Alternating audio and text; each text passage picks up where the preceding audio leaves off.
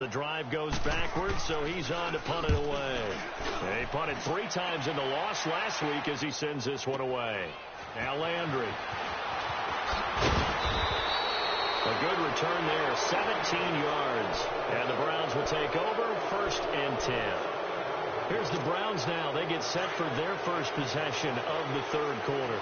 They were able to get the stop defensively. Now a chance to turn that into points on the offensive end. Can you imagine what the grease board looks like at the half? Because tell me. That's exactly what they printed up. Stop them on defense, get the ball back for our offense, and go downfield and score some points. Now, the last part remains to be seen, but they got the first part done very well. Do people use grease boards, or you mean the magic marker boards? Yeah, those two. Mayfield now, looking left side. That's caught by Landry. And he'll get it down to the 47 here. That catch good for only a yard, and it'll be 3rd down. The goal of a wide receiver screen is get enough blockers in front to create a wall and let him pick his spot to run the football. How about the defense there, swarming to it and not allowing that to happen? Did not let him get downfield. On 3rd and 1, here's Mayfield. And he's got his man. That's Landry. And he's taken down at the 43, but not before picking up the first. A gain of 4 that time as the drive continues.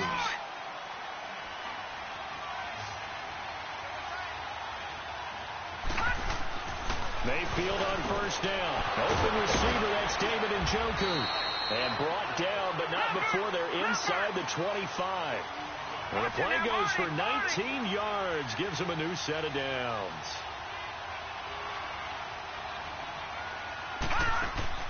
On 1st and 10, Mayfield being chased out left.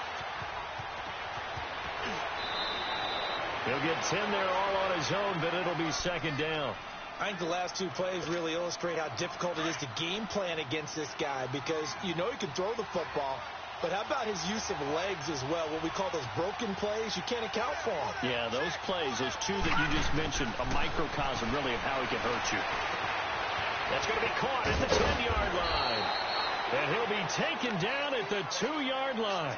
The Browns passing game finding its stride. They've got another 1st down. Well, this is how you shake the thoughts of that interception on the last drive. You come out and start this one 4 for 4. And watching him throw it around with that type of confidence reminds me of a guy I played with way back when who told me, I don't care if I throw 10 interceptions in a row. I'm going to stay confident, keep flinging it. I just figured there's something wrong with the football.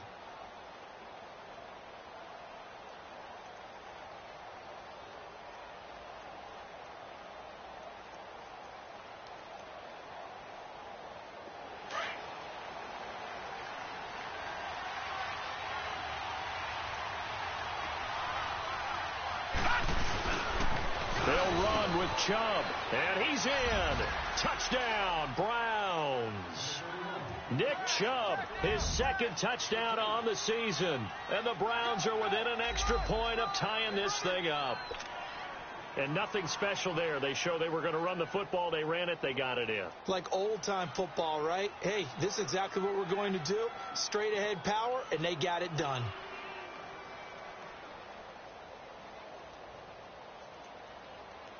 Extra point forthcoming.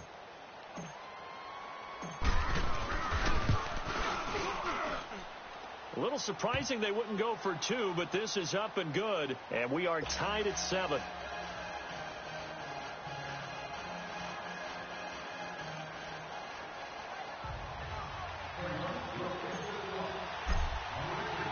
So we're right back where we started, all even as the kick's away. This is fielded at the goal line. And now running right through it. And he will take this one all the way back inside the 35-yard line. Well, someone wasn't very happy about that game being tied up. They came right back at him with a big-time return. They want to get back out in front as fast as possible. Line of scrimmage, the 31 now on 1st and 10.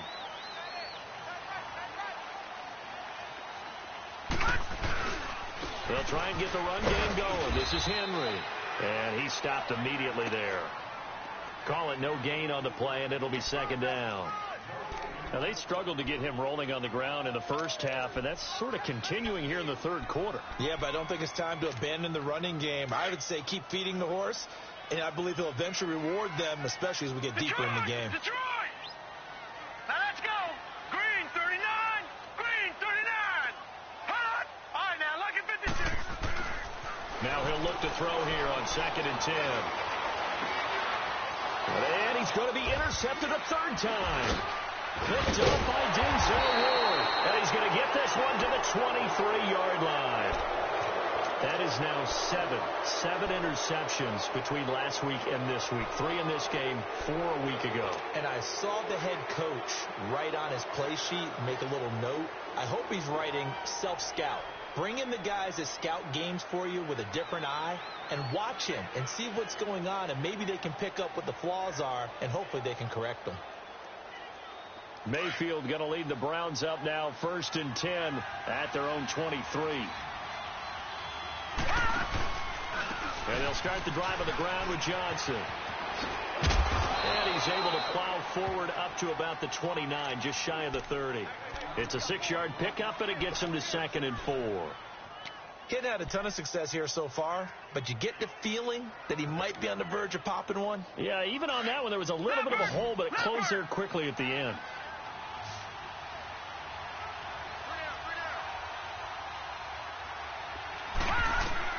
Now a 2nd down throw for Mayfield. Over the middle, complete to Tate. And he'll be brought down right around the 37.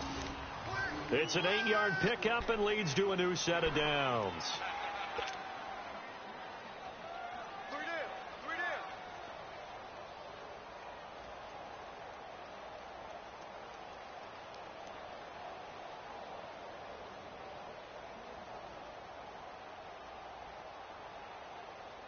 This quarterback now 9 of 15 throwing the ball, 60%, and it's 1st and 10.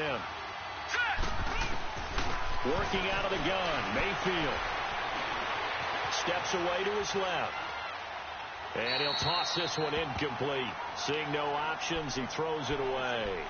A pretty good coverage there, and both of these defenses, they've had good coverage throughout this one. No doubt about it, and in today's NFL, where we're used to a bit more scoring, this feels almost like a well-pitched game in baseball on both sides where the tension continues to build. Who's going to make the big play? Line of scrimmage, again the 37 as they line up 2nd and 10. Let's go! They'll run it now out of the gun. And the hole closes quickly there. He gets maybe a couple up to the 38. Sometimes with the running game, you've just got to stick with it. Look, it's the third quarter, no time to panic. But that also doesn't mean you just do it the same way you've been doing it the entire ball game. Maybe you change up some blocking assignments or run a few different plays, but stay with the overall essence of the running game.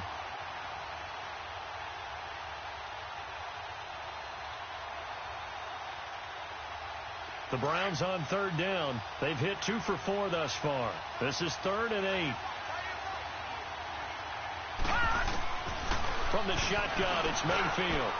And this is going to be incomplete. Certainly looked like they were getting ready to convert there on 3rd down, but what an effort to get his hand on that one, knock it away, and brings up a 4th down decision. Here's Dustin Colquitt now as he's on to punt for Cleveland.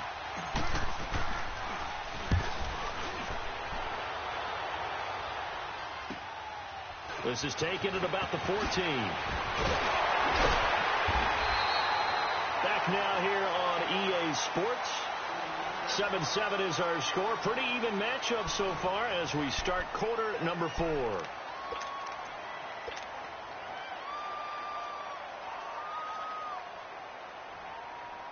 Some good games going on in the early window. This might be the best of the bunch.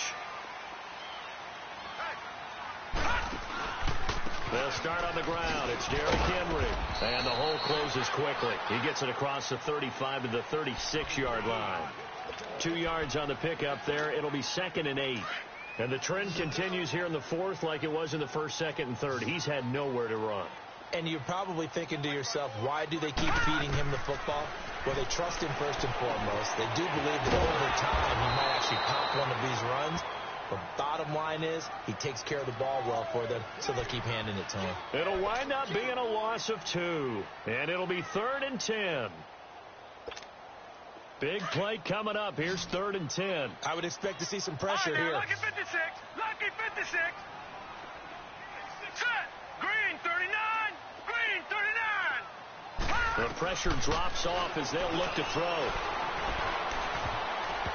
And that is incomplete. Not only was the call spot on, how about the execution of that defense right there? The zone was absolutely locked up tight. He was trying to force it in there on 3rd down. But if there's a time to force it, he felt like he needed to make a play, right? Yeah, exactly right. 3rd down, you got to try and find something. There's nothing available there for him.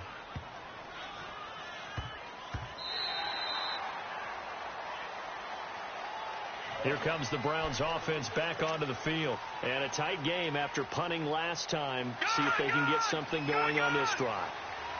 As they head to the field now, with the game this close, you've got to feel there's a sense of urgency for them going on offense right now. But they have to do it without letting panic creep in and affect their play.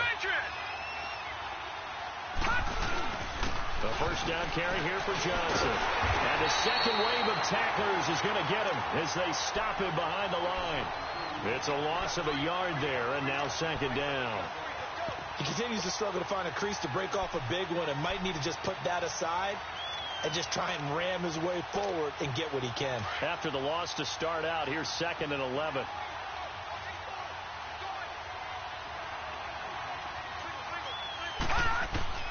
From the gun, Mayfield. Over the middle, complete. It's Gordon. And he's brought down, getting this one up to about the 35. A good play there as the Browns strike for 16 and a first down.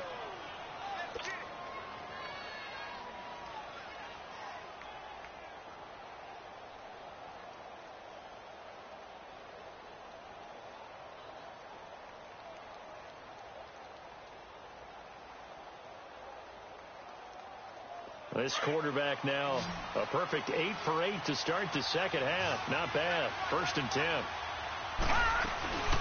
Mayfield off the play fake. On the move to his left. To the sideline, and look at that catch. Dragging the toes, and that's going to be a first down. Well done. 15 more there, and they're on a roll. It's another first down.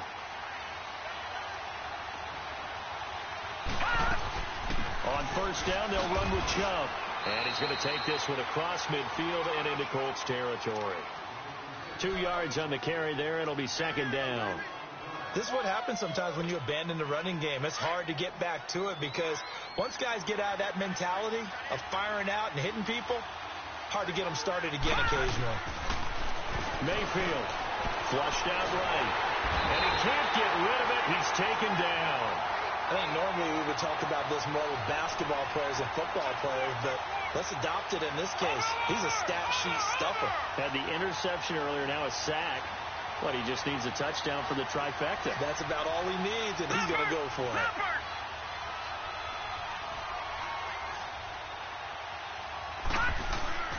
3rd and long for Mayfield. Dancing to his left. Well, not to get too overcritical there because he knows what he's doing, but his shoulders looked a little off kilter there when he threw that. I don't think you're being overly critical there. You're just analyzing it, and he gets those shoulders right. That pass will go from incomplete to complete.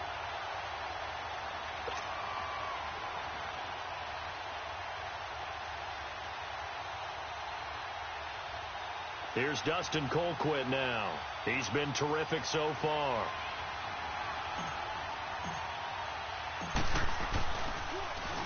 His first punt, 48 yards. This one looks equally as good.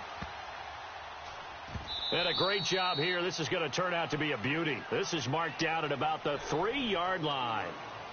Here comes the Indianapolis offense now as they get set to take over. They're going to have to go at least 50, 60 yards here if they want to ensure that they don't have to punt the ball like they did last time. Yeah, so what you're saying is we're not playing to just get out of the shadow of your own goal line, right? You're playing to make sure the punter doesn't see the field again. So it's not picking up a couple of first downs.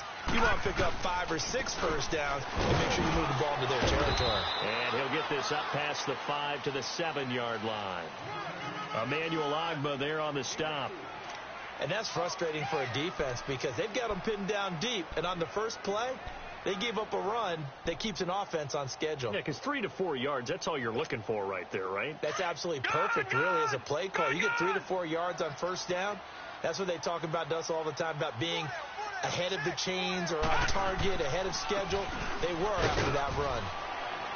And he's going to be taken down here at about the 10. 3 yards is half of what they needed. Now can they get the other 3 here on third down?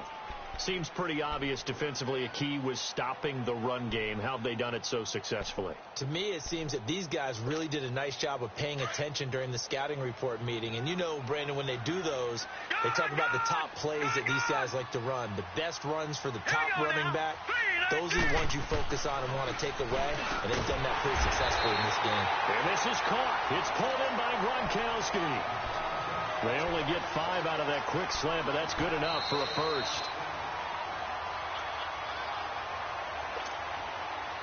Time for a break. We'll come back and see how it all shakes out after this. Gone! Here we go now. Green. Now on first down, he'll drop to throw it. He couldn't quite hold it. Got hit. Ball pops out. Incomplete. We've seen good cover skills on display throughout this game, really from both teams. And there's another nice example there of them making it difficult to complete a pass. So after the incompletion on first, now 2nd and 10. All right, now, lucky 56. Lucky 56. Here we go now. Boom. They'll look to throw here. Airing this one out for Evans. And the hit jarred it loose. It's incomplete. These are the spots, this stage of the game, where it pays to have speed on the perimeter, doesn't it? It certainly does. And in the second quarter, he may very well run by him. But in this situation, I know as a defender, I'm loosening up a couple of extra steps that allowed him to run with him stride for stride. The Colts on third down. They've hit it 50%, 3 of 6 to this point. This is 3rd and 10.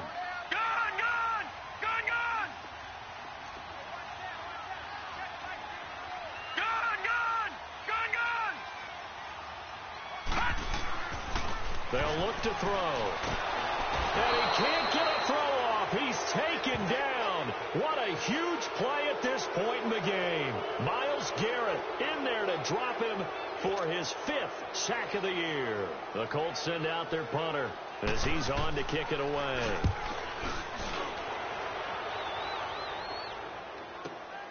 Landry now on the return. Good blocking there, nearly sprung him. As it is, it'll go as a 19-yard return. And the Browns have a short field in front of them now as they take over 1st and 10.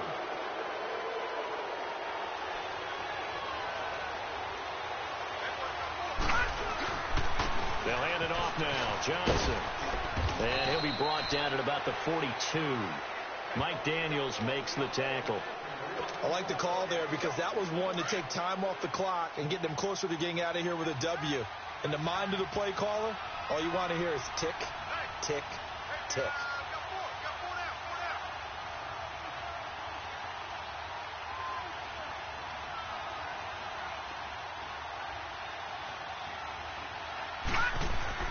Mayfield to throw. Over the middle and into the hands of his receiver, Landry. And now here's a timeout called by the Colts on the defensive side of the ball as they get the stoppage with a little over 50 seconds left to go in the game. So 1st and 10 now from the 30.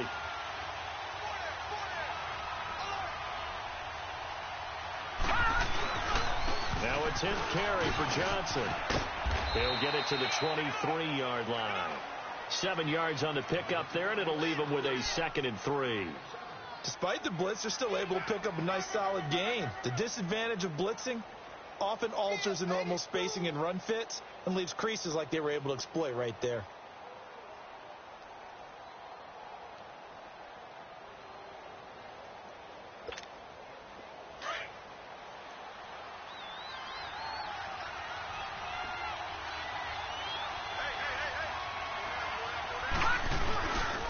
Back to the ground. This time it's Chubb. And he'll take it down here just shy of the 15 at the 16-yard line. And we've got a timeout. 9 seconds remaining.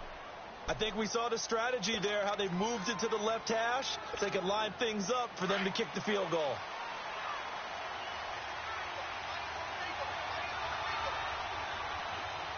Hurry up, here we go.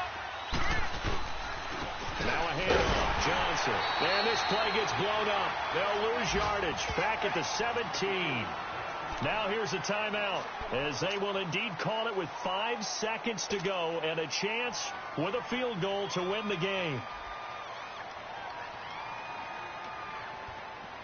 So now this one's going to rest on the foot of their second-year kicker. His first attempt of the afternoon, and it's for the win. And his kick is indeed good. And it's celebration time on that sideline as they have taken the lead in the final seconds.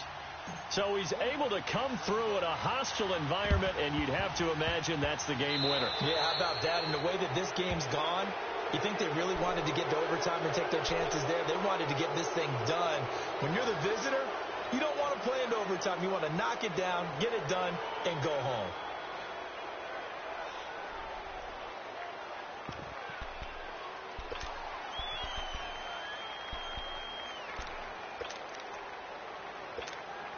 Good starting field position for the Colts as they have it first and 10. Lucky 56. Check. One final shot. They'll look to throw.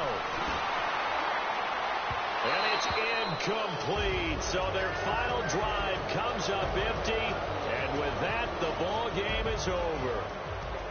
Well, going into the final play of this game, they knew that they needed some type of a miracle there at the very end, but they couldn't get it done. However, we were treated to really a spectacular affair.